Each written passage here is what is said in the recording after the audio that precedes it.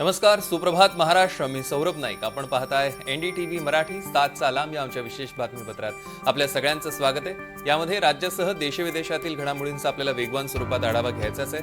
आणखी काही महत्त्वाचे अपडेट्स आपल्याला सविस्तर बघायचे आहेत. मात्र तत्पूर्वी सुरुवात करूया हेडलाईन्सने. नाशिकच्या TCS प्रकरणी 5 आरोपींना आज न्यायालयात हजर करण्याची शक्यता. तर गेल्या 10 दिवसांपासून फरार असलेल्या आरोपी निदा खानकडनं अटकपूर्व जामीन अर्ज दाखल होण्याची शक्यता.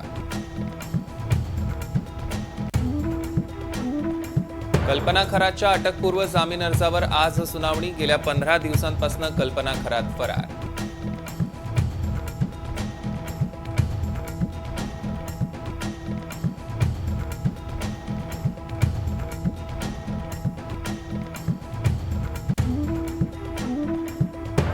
खरात प्रकरणावरनं राज ठाकरेंचं पहिल्यांदाच वक्तव्य. कोणाची तरी वाट लावायची म्हणून खरात सारखी ठेवलेली प्रकरणं बाहेर काढतात राज ठाकरेंचा निशाणा.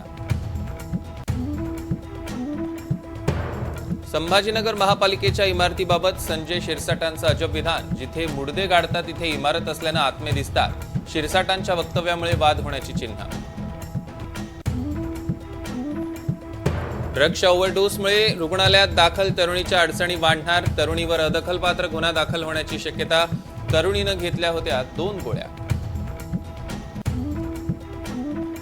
जगातील सर्वाधिक तापमान असलेल्या ठिकाणात अमरावती, अकोला, नागपूर आणि वर्ध्याचा समावेश. अकोल्यात 44.2 अंश तर अमरावतीत 44 अंश तापमानाची नोंद. वर्ध्यातील सर्व शाळा आणि अंगणवाड्यांना आज सुट्टी.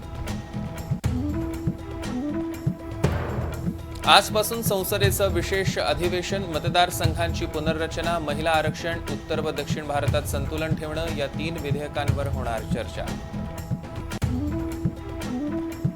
स्वतःच्या फायद्यासाठी मतदारसंघाची गैरपुनर्रचना करणं हे भाजपच्या धोकादायक योजनांपैकी एक. राहुल गांधींचा सरकारवर निशाणा. आखाती युद्धामुळे भारताच्या आयात निर्यातीचं गणित कोलमडलं. निर्यातीत 58% घट झाल्याची माहिती.